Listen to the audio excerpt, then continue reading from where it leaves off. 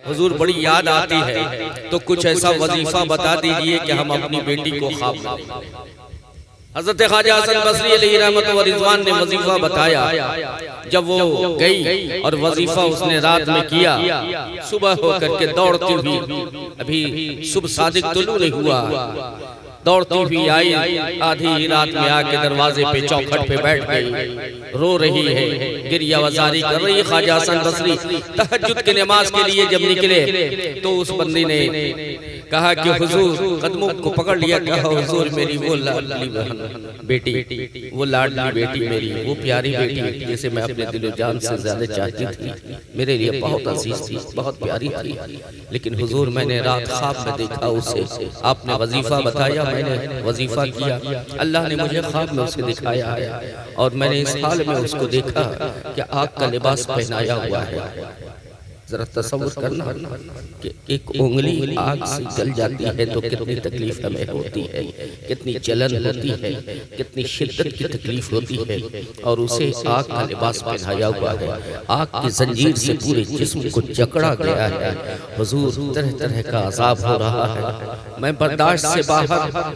हुजूर ऐसा लगता है, उसके हालात को देख करके ऐसा लगता है कि मैंने कभी उसे फूल की छड़ी से भी नहीं छुआ था, लेकिन हालात जब उसके मैंने देखे हैं तो ऐसा लग रहा है कि मेरा कलेजा फट जाएगा, सीना बाहर को आ जाएगा। हुजूर कुछ ऐसी तरकीब बता दीजिए कि जिस तरकीब की बुनियाद पे अल्लाह मेरे बच्ची को अजाब से नजात, कब्र के अजाब से नजात। ख्वाजा हसन बसरी अलैहि रहमत ने इरशाद फरमाया कि जाओ उसके नाम से ईसाले सवाब। क्या कहा, क्या करने के लिए कहा?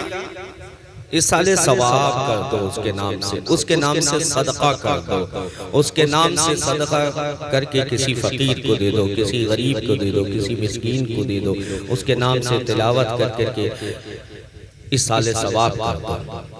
वो गई, दिन भर वो इसी चक्कर में रही, दिन भर वो सदका करती रही, सदका करती रही। रात में जब ख्वाजा हसन बसरी आराम फरमाए तो ये अल्लाह के बहुत बड़े वली अल्लाह, ये हजरत मौलाए कायनात अली मुश्किल कुशा के मुरीद भी थे ख्वाजा हसन बसरी, और हजरत उम्मे सलमा का, उम्मुल मोमिनीन यानी हुजूर की बीवी का इन्होंने दूध पिया था। उनकी गोद में, हुजूर की बीवी उम्मे सलमा की गोद में आपकी तरबियत हुई थी, आपकी परवरिश हुई थी। तो ख्वाजा हसन बसरी जब वजीफा कर करके रात में सोए तो रात में उन्होंने ख्वाब में देखा कि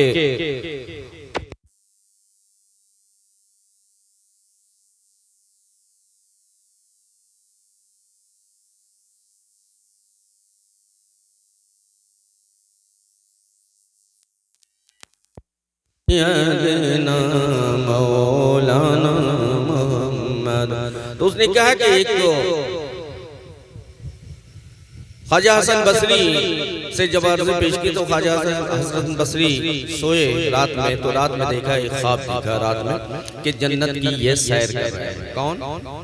ख्वाजा हसन बसरी जन्नत में घूम रहे हैं। और जब उन्होंने देखा कि जन्नत की सैर कर रहे हैं तो इसी दरमियान एक आवाज आई, एक सदा आई, ए हसन बसरी, क्या आप मुझे पहचान रहे हो? क्या आप मुझे जानते हो? तो हसन बसरी अलैहि रहमत व रिज़वान ने पलट के देखा तो देखा कि जन्नती तख्त बिछा हुआ है। कहते सुभान अल्लाह। जन्नती तख्त पे एक नौजवान बच्ची जन्नती लिबास पहने हुए बड़े आराम के साथ जन्नती महल में तशरीफ फरमा है। अब उसने जब देखा ख्वाजा हसन बसरी ने, तो ख्वाजा हसन बसरी ने कहा कि बेटी, मैं तुम्हें नहीं पहचानता, तुम्हारे कबीले को, खानदान को, तुम्हारे रिश्तेदार को, किसी को नहीं जानता। तो उस बच्ची ने कहा कि हुजूर आपको मालूम नहीं है, आप, मेरी माँ आपके पास गई थी वजीफा मालूम करने के लिए, मैं उसी की बेटी हूँ। तो आपने कहा कि मैंने, मुझसे तो तेरी माँ ने कहा था कि आग के लिबास पहनाया हुआ है, आग की जंजीर में जकड़ा हुआ है और अज़ाब कब्र में मुब्तला है, और तू तो जन्नती लिबास पहन करके जन्नत में आराम से है, तू जन्नती है। तो उसने कहा कि बेशक मेरी माँ ने जो कहा था वो सही था, लेकिन एक बंदे मोमिन, एक बंदे कामिल मेरे कब्रिस्तान से गुजर रहा था आशिक रसूल कब्रिस्तान से गुजर रहा था। उसने जब देखा कि एक मोमिन एक मुसलमान का कब्रिस्तान है, यहाँ मुसलमान दफन है, तो उसने खड़े होकर 3 मरतबा दुरूद शरीफ पढ़ दिया। कहते सुभान अल्लाह। कितनी मरतबा? 3 मरतबा दुरूद शरीफ पढ़ा। और दुरूद शरीफ पढ़ने के बाद तमाम कब्रिस्तान के मुर्दों के नाम से इसाल कर दिया, वो सवाब उसका पहुंचा दिया हम लोगों को। तो अल्लाह ने दुरूद के सदक़े में, दुरूद की बरकत से आप जो मकाम देख रहे हो, सिर्फ मुझे ही नहीं मिला, मुझ जैसे 40,000 मुर्दों को अल्लाह ने उस दुरूद के सदक़े में बख्श दिया। अब आप बताएं कि इस साले सवाब आपने किया है, सरे शाम से बैठे हुए कितनी मरतबा दुरूद पढ़ा, और ये सबका सवाब नियत क्या है? सबका सवाब कहाँ जा रहा है? बोलिए हमारे कब्रिस्तान में जा रहा है। बाप के नाम, दादा, परदादा, लकड़दादा, छड़दादा, जितने ऊपर से आए हैं अब तक, या जिसका कोई वारिस नहीं है वो कब्रिस्तान में लेटा हुआ है, उसके नाम से भी हो रहा है। कब्रिस्तान में जितने मोमिनीन हैं सबके नाम से हो रहा है। तो ये बड़ी खुशनसीबी की बात है उनके लिए भी और आपके लिए भी। लेकिन आइए, हमने जब सुन लिया है 3 मरतबा दुरूद शरीफ की अहमियत, तो 3 मरतबा अपने लबो ले जा दुरूद पाक पढ़ें, फिर मैं बयान करूंगा। अल्लाहुम्मा सल्ले अला सय्यदिना मौलाना मुहम्मद वअला आले सय्यदिना मौलाना मुहम्मद। अल्लाहुम्मा सल्ले अला सय्यदिना मौलाना वाला आले सय्यदिना मौलाना मुहम्मद। अल्लाहुम्मा सल्ली अला सय्यदिना मौलाना मुहम्मद वाला आले सय्यदिना मौलाना मुहम्मद वाला अलैहि वसल्लम बारिक वसल्लम। सलातो व सलाम अलैका या रसूलुल्लाह सल्लल्लाहु तआला अलैहि वसल्लम। मेरे अजीज, शायर कहता है कि कोई गुल बाकी रहेगा न चमन रह जाएगा, कोई गुल बाकी रहेगा न चमन रह जाएगा, पर रसूल अल्लाह का दीने हसन रह जाएगा, पर रसूल अल्लाह का दीने हसन रह जाएगा। और हम सफीरो बाग में है कोई दम का चहचहा, ये इंसान को बुलबुल कहा है शायर ने। हम सफीरो बाग में है कोई दम का चहचहा, ये सारी बुलबुलें उड़ जाएंगी और सूना चमन रह जाएगा, ये सारी बुलबुलें उड़ जाएंगी और सूना चमन रह जाएगा। अब गौर करें, अपने मजमे में गौर करें, अपने माशरे पे गौर करें, अपनी महफिल पे जब आप तवज्जो करेंगे तो आपको पता चलेगा कि बहुत ऐसे अफराद थे जो कल तक हमारी मजलिस की जीनत बन रहे थे, कल तक हमारे साथ बैठते थे, कल तक हमारे साथ उठते थे, कल तक हमारी मजलिस में रहा करते थे, आगे आगे बढ़ करके काम किया करते थे, काज किया करते थे। लेकिन आज वो हमारे बीच में न रहे। कल तक थे लेकिन आज वो हमारे बीच में न रहे हैं। आज अल्लाह ने अपनी बारगाह में उन्हें बुला लिया है। तो उसी पे शायर ने कहा कि हम सफीरो बाग में है कोई दम का चहचहा, ये सारी बुलबुलें उड़ जाएंगी और सूना चमन रह जाएगा। और अतलसो कम ख्वाब की पोशाक पे नाजा न हो, अतलसो कम ख्वाब की पोशाक पे नाजा न हो, इस तने बेजान पे खाली कफन रह जाएगा, इस तने बेजान पे खाली कफन रह जाएगा। और सेठ जी को फिक्र थी एक एक के 10-10 कीजिए, है ना, है कि नहीं? बोलिए। एक मकान है तो दूसरे मकान की ख्वाहिश है ना, दूसरा मकान है तो तीसरे मकान की ख्वाहिश है, तीसरा है तो चौथे मकान की ख्वाहिश है, एक जमीन है तो दूसरी जमीन, एक गाड़ी है तो दूसरी गाड़ी की फिक्र है।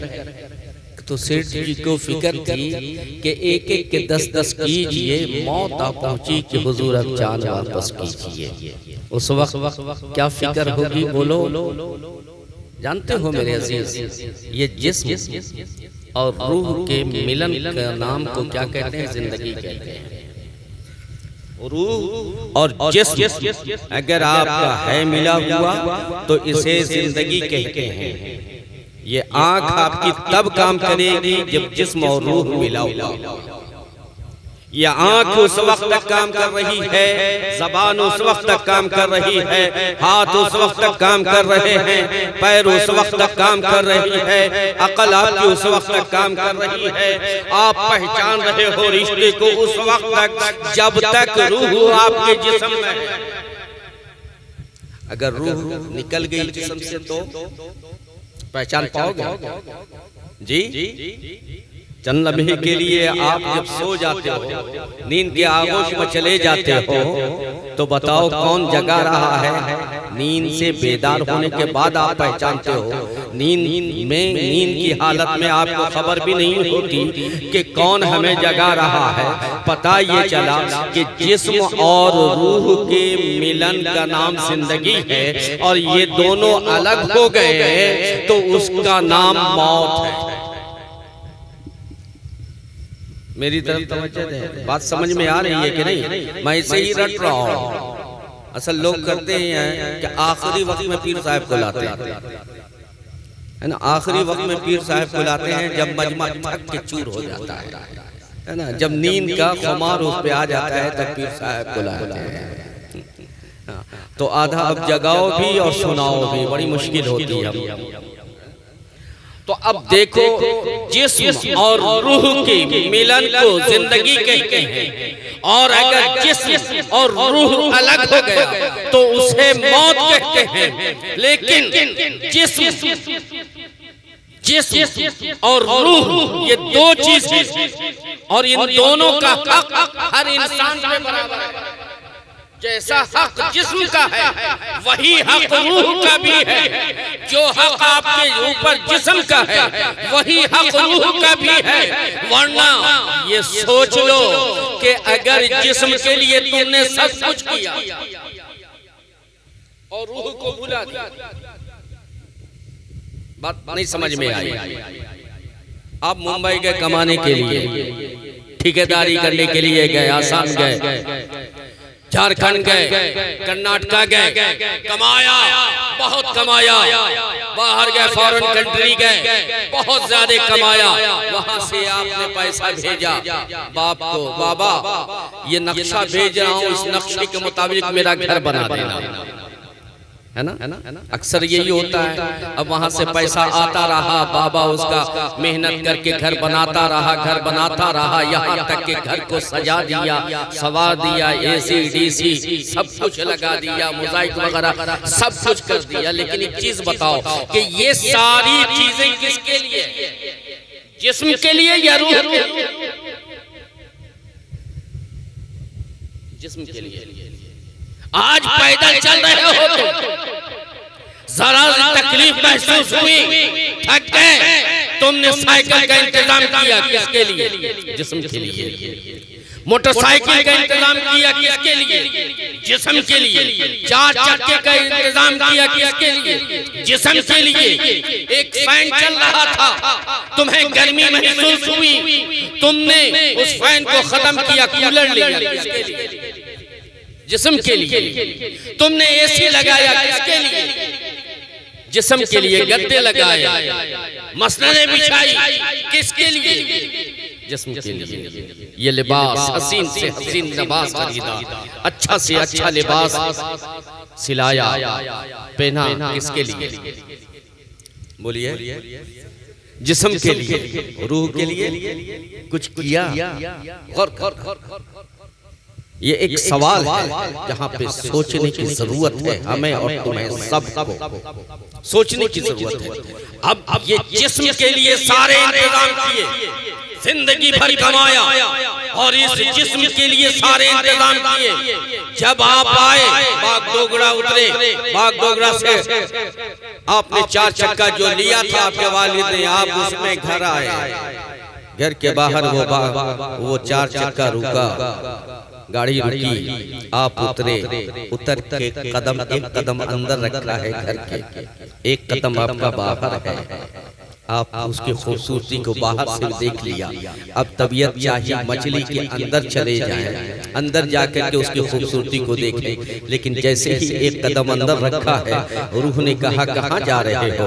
सारा इंतजाम तुमने तो सारा इंतजाम जिस्म के लिए किया है, मेरे लिए तो कुछ नहीं किया। तूने मेरे साथ नाइंसाफी की है, तूने मेरी हक तलफी की है, तूने मेरा हक मारा है। रूह तड़प करके तुमसे सवाल किया कि तुमने सारी फैसिलिटी तो सिर्फ जिस्म के लिए बनाई है, मेरे लिए तो कुछ नहीं किया। तो ऐसा है कि अब जिस्म को लेके चला जा, मैं आलमे वाला को। अब वहाँ पे एक कदम अंदर एक कदम बाहर और रूह आपके निकल गई आपके जिस्म से। बताओ एसी देख पाओगे, कूलर देख पाओगे, मकान इतने खूबसूरत बरसों की मेहनत से तुमने बनाया, बताओ देख पाओगे? नहीं न देख पाओगे। तो मेरे अजीज, मेरे दोस्त, मेरे प्यारे इस्लामी भाई, अल्लाह ने जहाँ जिस्म बनाया है वहीं रूह भी बनाई है और जिस्म की ग़ज़ा भी दी है, तो अल्लाह ने रूह की भी ग़ज़ा आपको बताई है।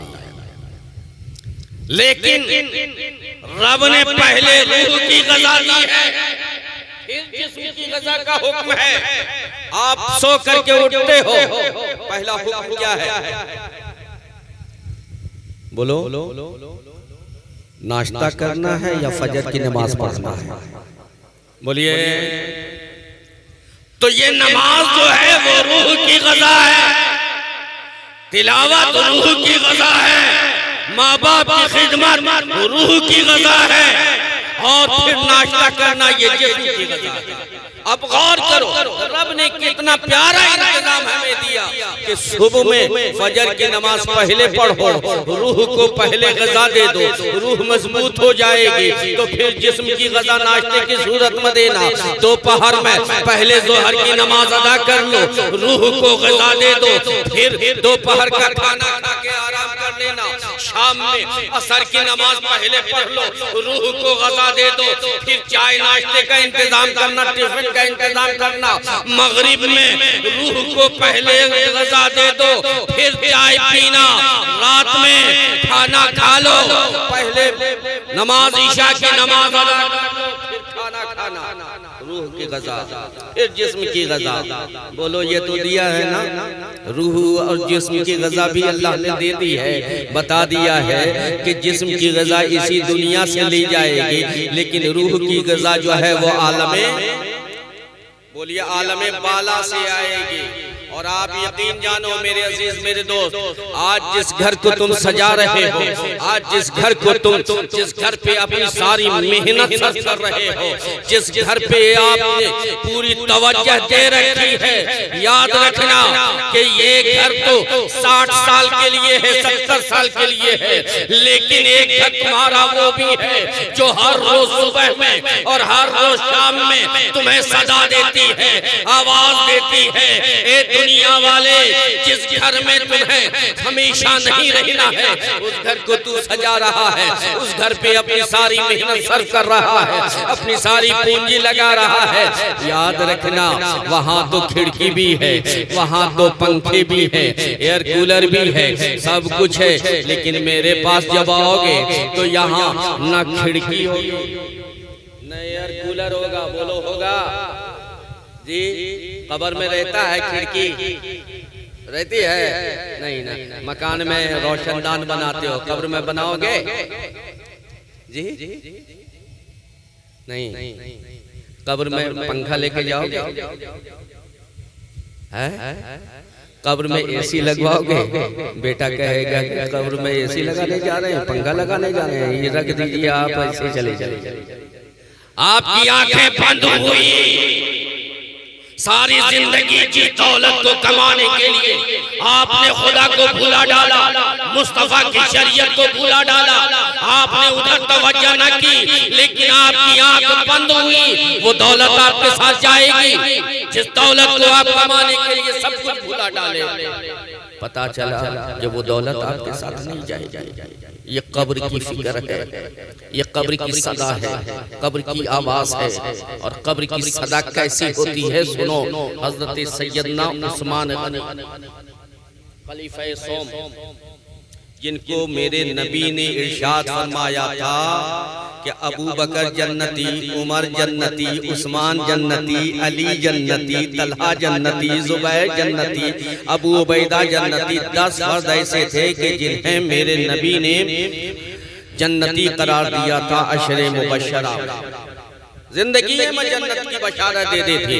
वो हजरत उस्मान गनी जिन्होंने मुस्तफा जाने रहमत से 2 मरतबा आपने ऐलान किया है, कोई जो ये काम करे, जो कुआं खरीद कर मजहब इस्लाम के लिए वक्फ कर दे, मुसलमानों के लिए वक्फ कर दे, अगर कोई ये करेगा तो मैं वादा करता हूं कि मैं जन्नत उसके नाम। हजरत उस्मान गनी आगे बढ़े, कहा या रसूल अल्लाह ये काम मैं करूंगा। और कौन उस्मान गनी? अब गौर कीजिए उस्मान गनी का मकाम कितना बुलंद है कि एक मौके से उस्मान गनी आए, आपने सुना होगा वाकया। उस्मान गनी आए, उस्मान गनी ने हुजूर को दावत दी, सरकार ने दावत कबूल फरमा लिया। अब जब उस्मान गनी चले हैं तो हजरत उस्मान गनी हुजूर को लेकर के चले तो पीछे पीछे उस्मान गनी हैं और सरकार आगे आगे हैं। और जितना कदम सरकार चल रहे हैं हर कदम को लिखते चले जा रहे हैं। अब हुजूर के घर से हुजरा से लेकर के उस्मान गनी अपने हुजरा तक लिखते चले गए। और जितना हुआ है उन सबको इकट्ठा किया। मौला अली ने पूछा कि ये क्या कर रहे हो? कहा अली भाई अभी देखो क्या कर रहा हूँ, उतना गुलाम खरीद करके सरकार के हाथों से आजाद है ना। ये ऐसे जन्नती हैं, लेकिन गौर करो कि ये ऐसे जन्नती हैं कि सरकार की बारगाह में अगर उस्मान गनी आते थे तो सरकार का कपड़ा अगर इधर उधर होता था तो सरकार अपने कपड़े को ऐसे ढक लिया करते थे। सहाबा कहते या रसूल अल्लाह उस्मान गनी आ रहे हैं आप। कहा ये उस्मान वो है कि जिससे हया फरिश्ते भी मैं क्यों न करूं, ये वो मकाम वाले उस्मान गनी हैं। लेकिन यही उस्मान गनी जब कब्रिस्तान किसी को दफन करने के लिए जाते थे तो हमारी और आपकी तरह दुनिया की बातें नहीं किया करते थे, बल्कि हजरत उस्मान गनी जब कब्रिस्तान जाते थे किसी को दफन करने के लिए तो वहाँ की कब्र के हालात को देखते थे, मट्टी उठाते थे, हाथों में रगड़ते थे और कहते थे ए उस्मान तू भी कल इसी कब्रिस्तान में आएगा और तेरा जिस्म भी इसी मट्टी की तरह इसी मट्टी की तरह मिल जाएगा।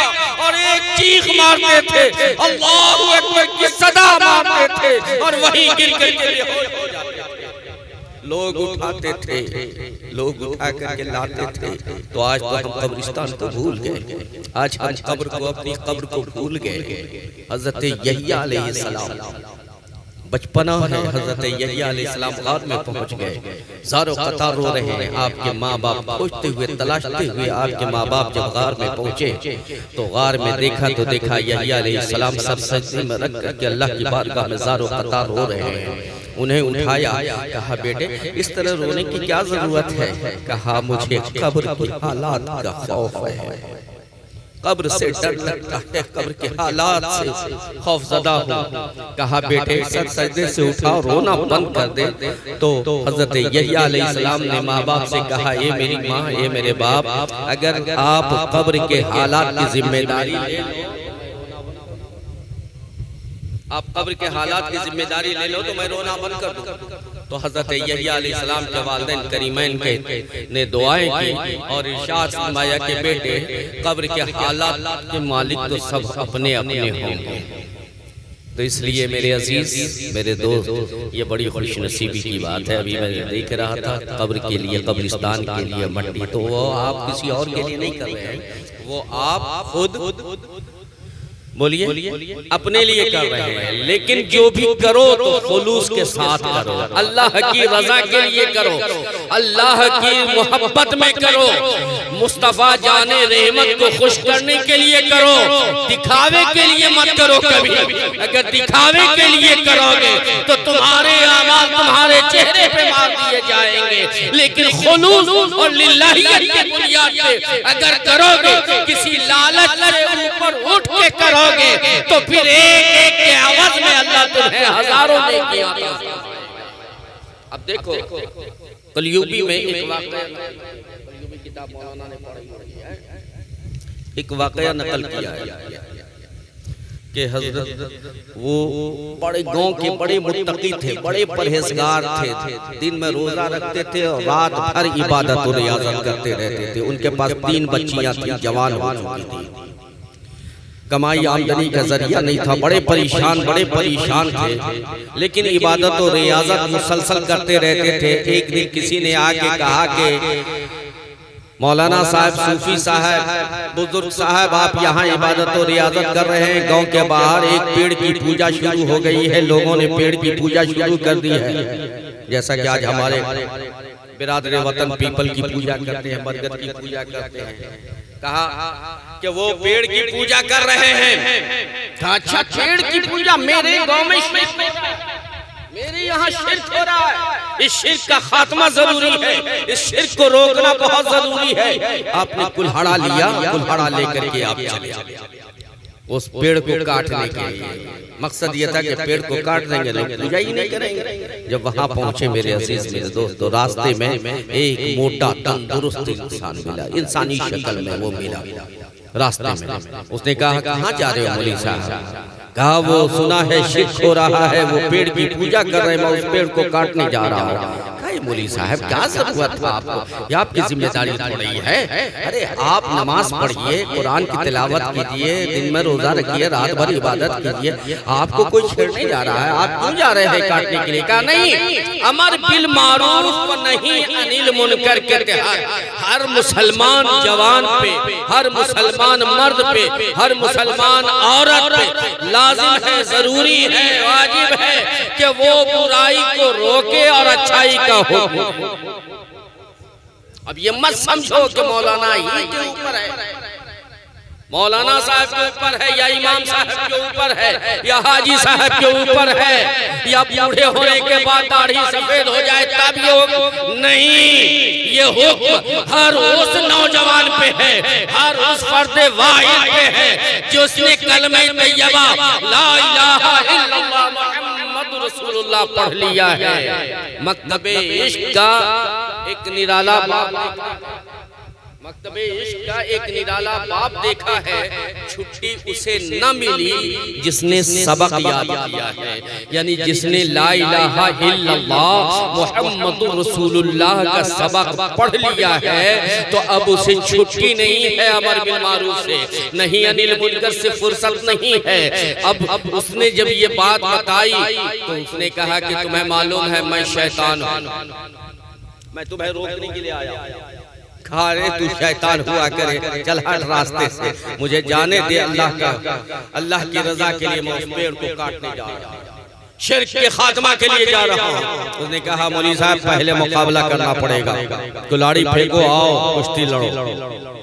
साहिब कलयुगी साहिब मुसन्निफ लिखते हैं कि वो तैयार हुआ कुश्ती लड़ने के लिए, ये भी तैयार हुए, चंद लम्हे भी न बीते थे, चंद सेकंड भी न बीते थे कि इन्होंने उस शैतान को पटखनी दी और सीने पर चढ़ गए।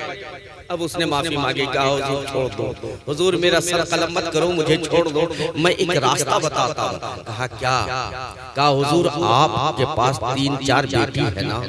कहा है। कहा आपकी कमाई धमाई तो है नहीं? कहा ये भी सही। तो हुजूर आप ऐसा कीजिए कि आप वापस चले जाइए, मैं वादा करता हूँ कि रोज रात में 5 दिरहम आपके तकिया के नीचे मैं वादा करता हूँ रख दिया।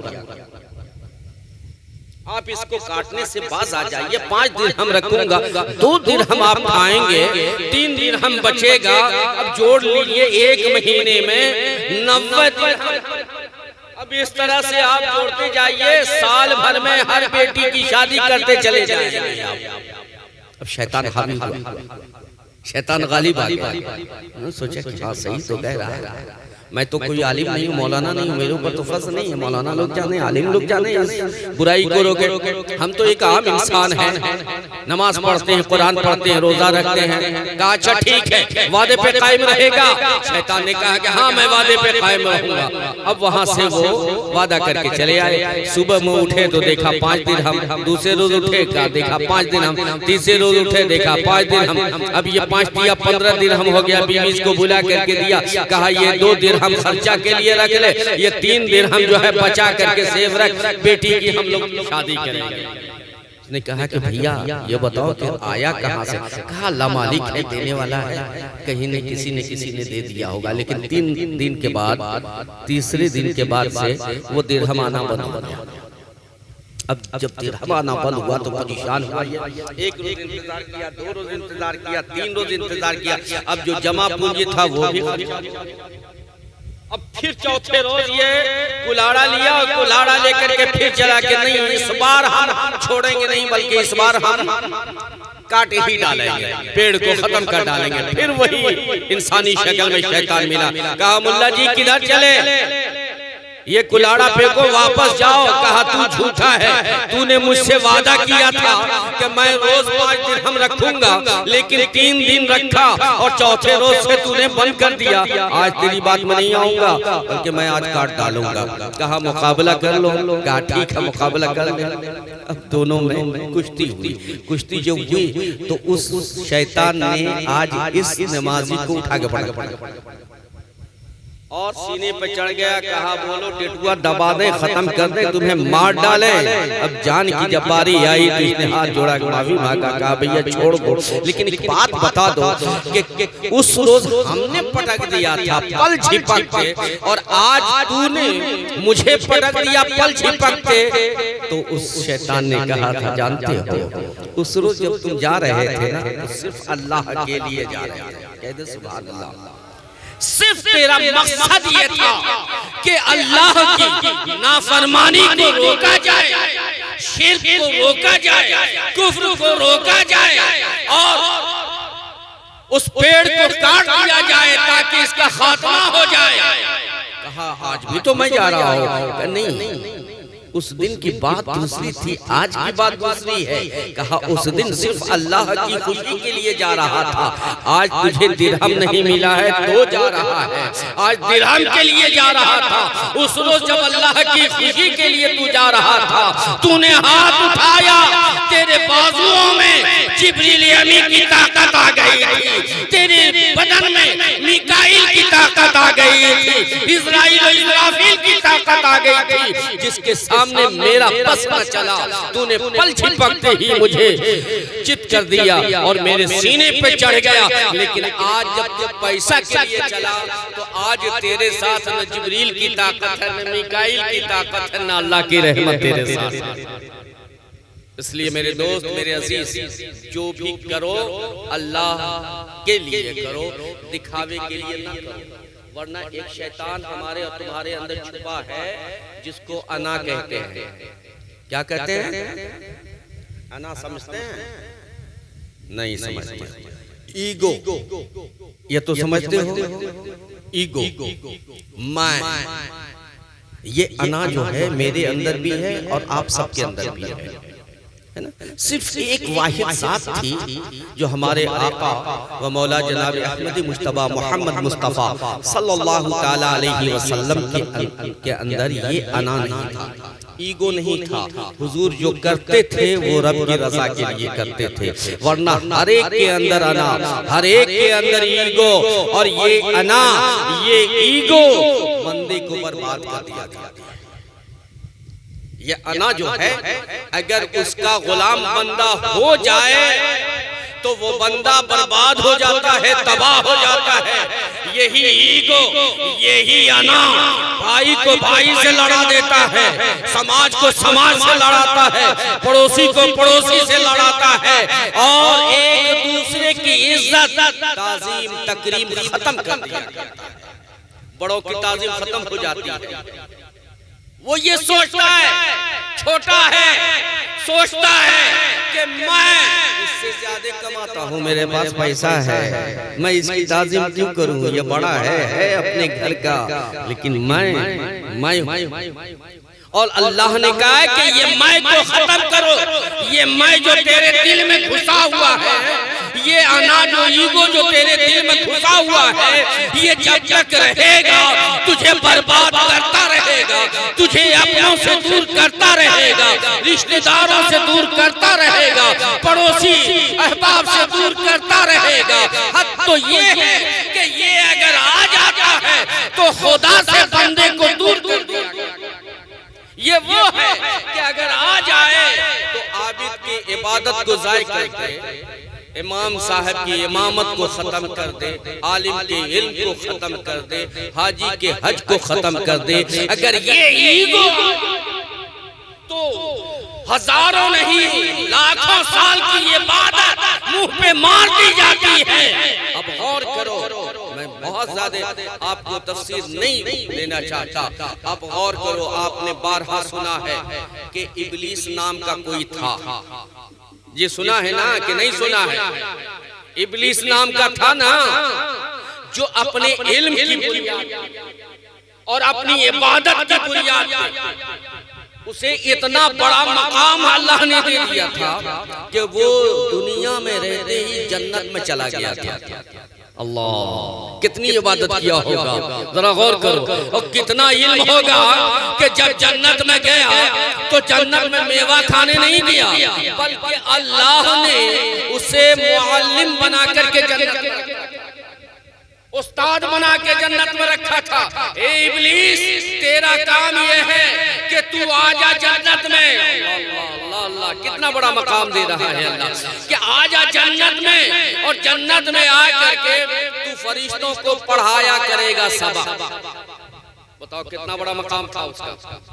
उसके मुतालिक मेरे नबी सल्लल्लाहु अलैहि वसल्लम इरशाद फरमाते हैं कि अगर इब्लीस के सजदे को फैला दिया जाए, इब्लीस के सजदे को फैला दिया जाए पूरी जमीन पर, तो 1 इंच भी ऐसी जगह न बचेगी जहां पे उसका सजदा नहीं।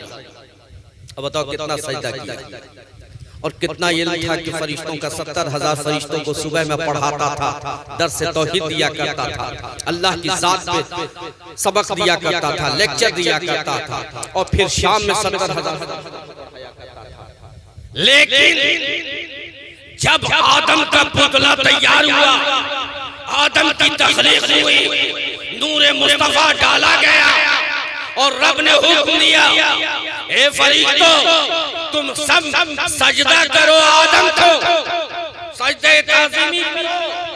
सारे फरिश्ते ने सर झुका दिया और सजदा किया। और इब्लीस, आपको मालूम है, बारहा सुने होंगे आप कि इब्लीस खड़ा हो गया। इब्लीस ने क्या कहा, हे अल्लाह, मैं इसको सजदा करूंगा, मैं आग का बना हुआ हूँ। जिन था ना, क्या कहा, मैं आग का बना हुआ हूँ और ये आदम मिट्टी का बना हुआ है ना। और मिट्टी से आग बेहतर होती है, अफजल होती है, आला होती है, दर्जा में बुलंदी होती है। इसलिए मैं बुलंद हूँ और आदम मिट्टी से बना हुआ है। मैं बुलंद होकर के, मैं इज्जत वाला होकर के इसको सजदा करूंगा, मैं तुझे सजदा करूंगा। अब देखो गौर करो, आदम को सजदे से इनकार किया, आदम के सजदे से इनकार किया, अल्लाह के सजदे से इनकार नहीं किया। आदम की ताज़ीम से, आदम की ताज़ीम से इब्लीस ने जब इनकार किया है तो अल्लाह रब्बुल इज्जत ने इरशाद फरमाया कि तूने मेरे हुक्म की नाफरमानी की है, तूने आदम को देखा है, ताज़ीम आदम को देखा है, नूरे मुस्तफा को नहीं देखा। उसके अंदर नूरे मुस्तफा है, तूने उस नूरे मुस्तफा की ताज़ीम से इनकार किया है। लिहाजा सैकड़ों वर्ष की, लाखों वर्ष की जो तेरी इबादत है वो तुझे मुंह पे मैं मारता हूँ, तेरे इल्म को तेरे मुंह पे मैं मारता हूँ और लानत का तौक गले में डाल करके अपनी बारगाह से निकाल दिया। जरा गौर करो मेरे अजीज, आज हमारे और आपके पास कितना सजदा है, आज हमारे और आपके पास कितना इल्म है।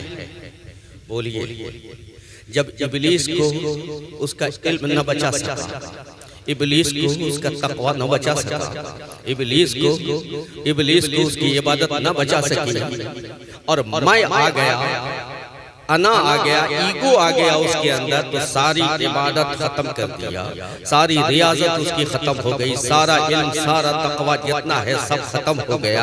लफ्ज़ मैं आने की बुनियाद पे, ईगो आने की बुनियाद पे सब कुछ खत्म हो गया। आज मरदूद बारगाह खुदावंदी है, आज फरिश्ते भी उस पे लानत भेजते हैं, अल्लाह भी भेज रहा है, और हद तो यह है कि आप सब भी उस पे लानत भेजते हैं। कैसे भेजते हैं? याद है? नहीं? औज़ बिल्लाहि मिनश शैतानिर रजीम पढ़ते हो ना नमाज? पढ़ते हैं ना? ऐसे भी कुरान पढ़ना होता तो पढ़ते हैं। तो औज़ बिल्लाहि मिनश शैतानिर रजीम, ये लानत ही तो है।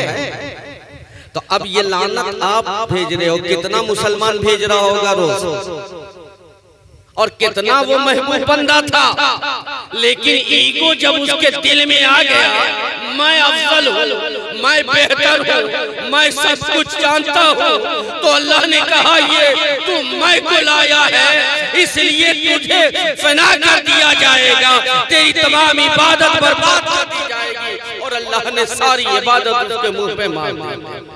मेरे अजीज, मेरे दोस्त, इसलिए अना से बचो, ईगो से बचो।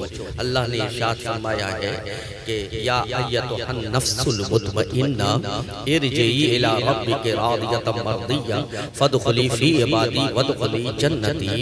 ए वो लोग जिन्होंने अपने नफ्स को, यानी अपने ईगो को अपने कंट्रोल में कर लिया है ना। अब ये बड़ा आदमी आ रहा है, आज हमारे समाज से, आज हमारे मुआशरे से, आज हमारे अपने मोहल्ले से बड़ों की ताज़ीम खत्म होती चली जा रही है, छोटों पे शफ़क़त खत्म हुआ चला जा रहा है। पहले अगर समाज का कोई भी बड़ा, अगर नौजवान देखता था कि ये बड़ा आ रहा है, उसके अदब के लिए खड़ा हो जाता था, बोलो था कि नहीं। और आज अगर बीड़ी पी रहा है, अपना सगा चचा जा रहा है, अपना सगा मामू जा रहा है और बीड़ी पी रहा है, तो बहुत ज्यादा कोशिश किया, खैनी खा रहा है, गुटखा खा रहा है, कुछ भी कर रहा है, बेअदबी वाली चीज कर रहा है, अपना बाप भी गुजर रहा है तो खाली मुंह घुमा ले रहा है, और ये समझ रहा है कि हमने ताज़ीम की है।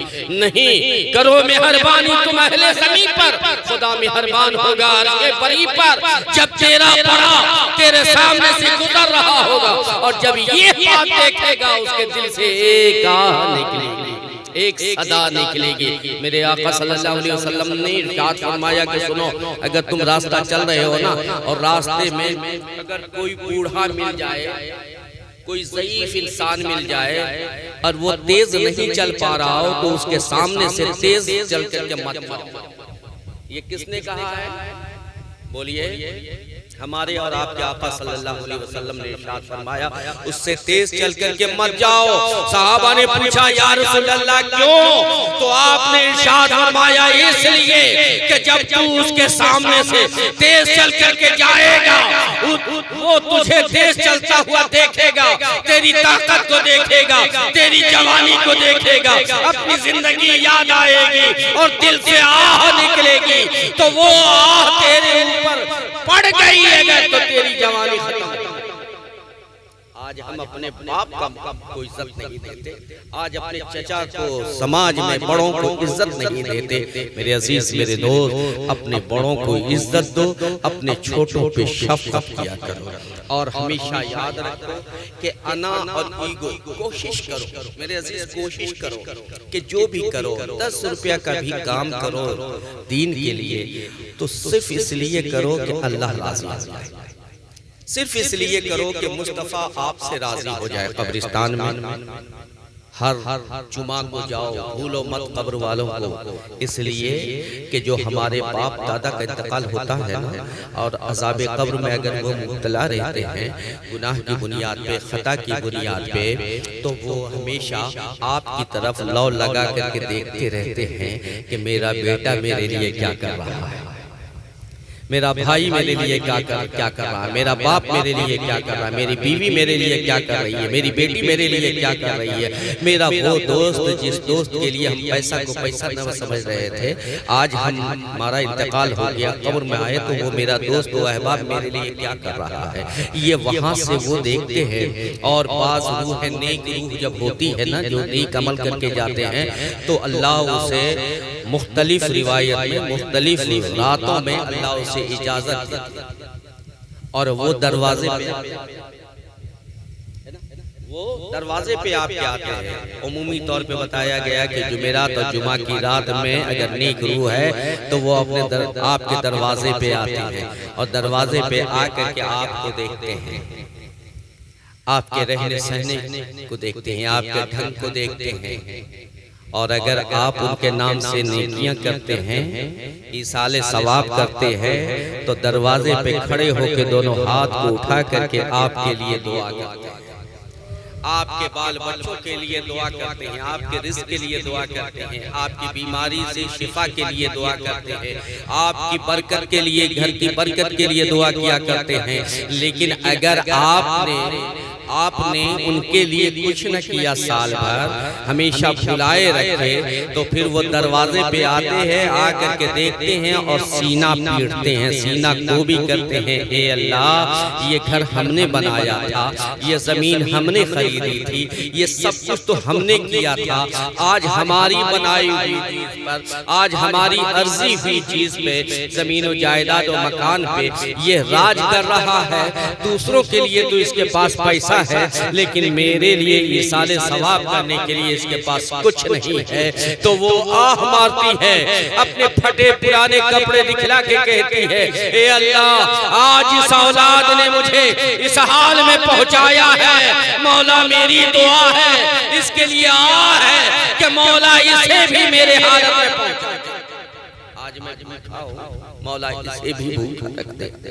मेरे अजीज, मेरे दोस्त, मेरे प्यारे, और अगर आप भेजते हो ना खाना वगैरह, जुमा का जुमा, जुमेरात का जुमेरात, जब भी आपको याद आता है आप भी साले सवाब कर देते हो, फकीरों को खाना खिला देते हो, तो याद रखना कि वो खाना यूं ही पहुंचता है, उसी तरीके से पहुंचता है। और फिर वो मरहूम आपके जो मरहूमीन होते हैं वो उस खाने को अपने पड़ोसियों में तकसीम करते हैं और आप पे फख्र करते हैं और कहते हैं कि मेरे बेटे के हक में दुआ करो कि अल्लाह इससे ज्यादा नेमतें उसे अता करे, ताकि हर लम्हा हर पल हमारे नाम से ईसाल करता रहे। और जो नहीं करते हैं तो वो आह खींच के कहते हैं, आह तेरी औलाद बड़ी नेक है, अल्लाह उसे और अता करे कि तेरी औलाद ने भेजा है तो हम खा रहे हैं।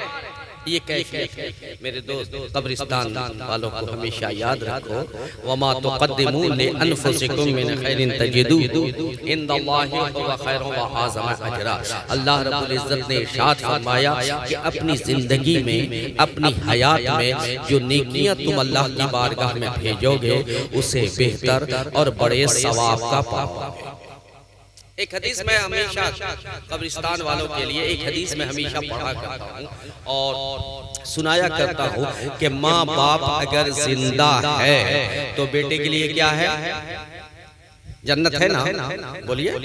अगर माँ को अगर सुबह में माँ बाप को सुबह में फजर की नमाज पढ़ करके आए और आ करके प्यार से माँ बाप को देख लिया, तो अल्लाह के नबी इरशाद फरमाते हैं एक हज मकबूल का सवाब उस बच्चे को मिलता है ना? और अगर आपकी किसी अदा से, किसी काम से बाप खुश हो गया और मोहब्बत भरी नजर से जिस बेटे को बाप ने देख लिया, अल्लाह के नबी इरशाद फरमाते हैं 10 गुलाम के आजाद करने का सवाब उस बेटे को।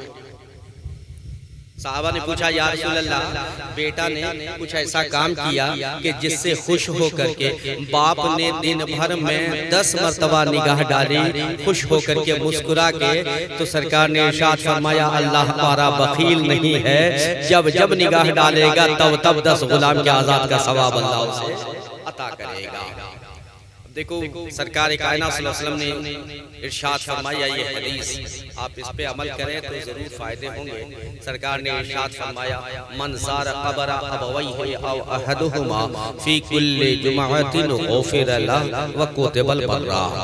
सरकार इरशाद फरमाते हैं, जिसने माँ बाप के कब्र की ज़ियारत की या अहदुहुमा या उसमें से किसी एक होता है ना, कभी माँ का पहले इंतकाल हो गया बाप जिंदा है, या बाप का इंतकाल हो गया माँ जिंदा है, तो अगर दोनों इंतकाल कर जाए तो दोनों के कब्र की ज़ियारत, और अगर दोनों में से कोई एक का इंतकाल हो गया तो उस एक के कब्र की ज़ियारत मन ज़ारा क़ब्र अबवैहि औ अहदुहुमा फी कुल्ली जुमअतिन, हर जुमा के दिन सरकार इरशाद फरमाते हैं कि हर जुमा के दिन अगर बेटा अपनी माँ या अपने बाप या दोनों के कब्र की ज़ियारत को गया तो अल्लाह के रसूल सल्लल्लाहु अलैहि वसल्लम इरशाद फरमाते हैं, जुमा के दिन अगर गया तो गुफ़िर अल्लाह उसकी सारी खता को माफ कर देता है। अब जरा गौर करो कि माँ बाप का मकाम मेरे अजीज कितना है, माँ बाप को कितनी बुलंदी हासिल है कि बेटा गया माँ की कब्र पे, बाप की कब्र पे बेटा गया, ठीक है। अब माँ को देखा या किस चीज को देखा? माँ तो कब्र में है जी, माँ तो कब्र के नीचे है ना, 1.25 गज नीचे है, उसके ऊपर पटवन है, उसके ऊपर चटाई है, उसके ऊपर मट्टी है, मट्टी के ऊपर घास उठा हुआ है ना, तो उसकी नजर किस पर पड़ेगी? माँ के चेहरे पे या कब्र की मट्टी पे? कब्र पे पड़ेगी ना, माँ का तो देखा नहीं है, लेकिन इससे अंदाजा लगाओ कि माँ और बाप का मकाम कितना बुलंद है कि माँ को निस्बत है तख्ते से, तख्ते को निस्बत चटाई से, चटाई को निस्बत मट्टी से है। मेरे नबी कहते हैं कि जो माँ की निस्बत वाली मट्टी को भी देख ले अल्लाह उसकी खता को माफ कर देता है, और माँ को देख लिया तो कितनी बड़ी बरकत होगी जी। माँ या बाप दोनों में से किसी एक की कब्र को अगर देख लिया, और ये भी सरकार ने इरशाद फरमाया कि वहां पहुंच करके सूरह यासीन पढ़ा, सूरह बकरा पढ़ा, सूरह रहमान पढ़ा, सूरह मुज़म्मिल पढ़ा, कलमे तैयबा कुछ भी पढ़ा, उसका सवाब तो अलग मिलना है। जो ये भी पढ़ना नहीं जानता है, जो कुछ नहीं पढ़ना जानता है, वो बेटा सिर्फ गया और जाके मोहब्बत से अपनी माँ के कब्र को, बाप के कब्र को देख लिया, चंद लम्हे वहां बैठ गया और मोहब्बत भरी नजर से अपनी माँ के कब्र को देखता रहा। मेरे नबी कहते हैं अल्लाह उसकी पिछली सारी खता को माफ कर देता है। और जब कब्रिस्तान में जाओ तो अल्लाह के नबी ने इरशाद फरमाया कि मौत को हमेशा याद रखो। मौत कब याद रहेगी? जब आप कब्रिस्तान में जाओगे तब। जब आप कब्रिस्तान पहुंचोगे, मैयत को देखोगे, मिट्टी को देखोगे, कब्र को देखोगे तो मौत आपको याद आएगी। और मेरे नबी सल्लल्लाहु अलैहि वसल्लम ने इरशाद फरमाया कि मौत को हमेशा याद रखो, मौत के लिए हमेशा तैयार रहो, मौत को हमेशा याद रखो, इसलिए कि मौत जो है तुम्हारे दिल की, मौत को याद रखोगे तुम्हारे दिल में जो जंग लगा हुआ है, उस जंग को मौत जो है कलई का काम करती है। उस जंग को मौत के याद से वो रंग साफ हो जाता है, वो कलई हो जाती है, उसके अंदर चमक पैदा हो जाता है कि मोहम्मद से वफा तूने तो हम तेरे हैं, ये जहाँ चीज है क्या लौहो कलम तेरे हैं। और उनके जो हम गुलाम के पेशवा रहे, उनसे फिरे जहाँ फिरा, आई कमी वकार में। मेरे अजीज, मेरे दोस्त, मेरे प्यारे इस्लामी भाई, अल्लाह ने इरशाद फरमाया कि अगर तुम ईगो को कंट्रोल कर लोगे, अना को कंट्रोल कर लोगे, तो फिर याद रखना कि तुम मेरी बारगाह में इस हाल में आओगे कि हम तुमसे राजी हो जाएंगे और तुमको हम खुद से राजी करेंगे। यानी हम इतना देंगे कि तुम राजी हो जाओगे, और तुम इस हाल में इरजिई इला रब्बिके रादियतम मर्दिया, यानी हम भी तुमसे राजी होंगे, तुम भी हमसे राजी हो जाओगे। ईगो को सिर्फ कंट्रोल तुम्हें करना है। और जब तुम मेरे पास आओगी इस हाल में कि हम तुमसे राजी हो जाएंगे ना, तो फिर हम तुम्हारा नाम अपने महबूब बंदों में लिख लेंगे। महबूब बंदों की फेहरिस्त में तुम्हारा नाम चढ़ा देंगे। फदखुली फी इबादी वदखुली जन्नती, और अपनी जन्नत में हम तुम्हें दाखिल कर देंगे। ये क्या करना है बेटा? सिर्फ ईगो को खत्म करना है, ईगो नहीं आने देना है, बल्कि जो भी काम हो अल्लाह ने किया है, अल्लाह का करम है, अल्लाह की अता है। मैंने ये काम किया, ये मैं गौर करना। आप इस सबक को याद रखो, इस लफ्ज मैं को आप सिर्फ याद रखना। और जितनी लड़ाइयाँ दुनिया में हुई हैं या हो रही हैं, ये सारी लड़ाई की बुनियाद लफ्ज मैं है।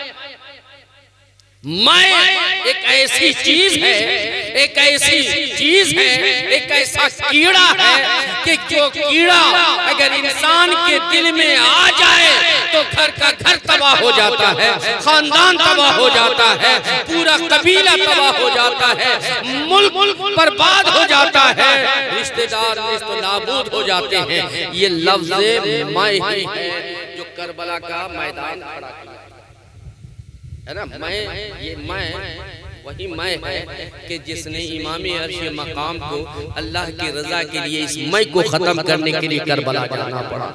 और आप पूरे वाक़यात को जानते हैं, हालात को जानते हैं। आपके जैसा इंसान जब ये जान रहा है कि अहले बैत का मकाम क्या है तो यजीद नहीं जानता होगा।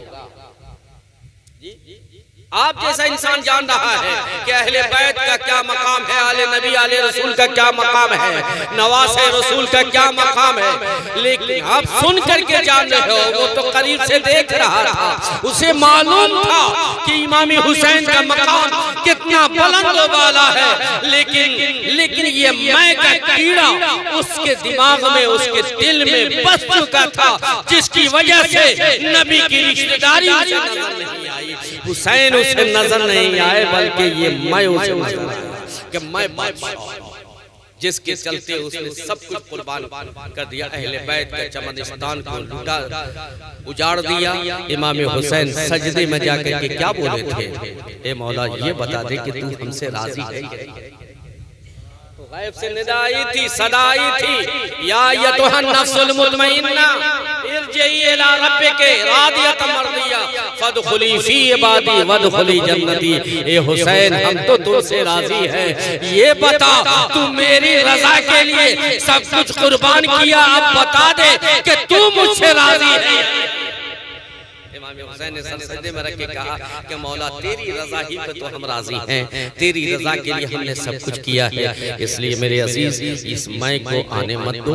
मैं अगर आ गया ना तो बसा बसाया घर आपका बर्बाद हो जाएगा, भाई भाई की मोहब्बत खत्म हो जाएगी, बाप बेटे की मोहब्बत खत्म हो जाएगी।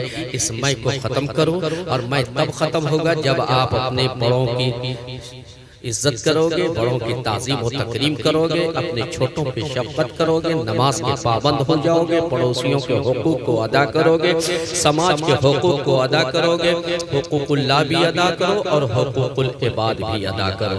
जब ये करोगे तो तुम्हारा मैं ख़त्म हो जाएगा, जिक्र करोगे मैं खत्म हो जाएगा। अल्लाह की बारगाह में दुआ है कि अल्लाह रब्बुल इज्जत हम सबको मुत्तबे शरीयत बनाए और इत्तिबाए मुस्तफ़ा में हमें रहने की तौफीक अता फरमाए। और हमारे जो मरहूमीन हैं जिनके नाम से इसाले सवाब आपने किया है, हमारे कब्रिस्तान में जितने भी मरहूमीन हैं, अल्लाह उन तमाम कब्रिस्तान के मरहूमीन की खताओं को माफ़ फरमा दे, उन्हें जन्नतुल फिरदौस में मकाम उलिया अता फरमाए। जितने सुन्नी मुसलमान जहाँ जहाँ दफन है अल्लाह उन सबको भी इसका सवाब पहुँचा दे। वाखिर दावाना अनिल हम्दुलिल्लाहि रब्बिल आलमीन। अस्सलामु अलैकुम व रहमतुल्लाहि व बरकातुहू। आइए सलातो सलाम के लिए खड़े हो जाइए।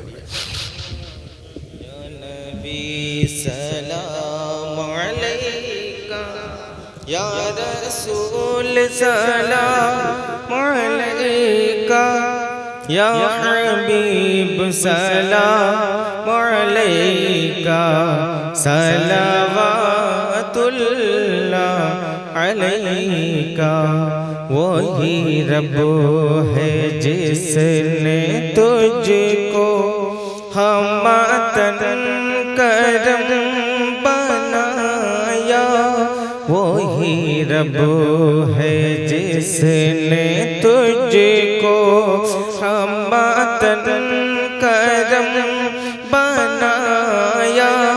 हमें भीख मांगने को तेरा आस्ता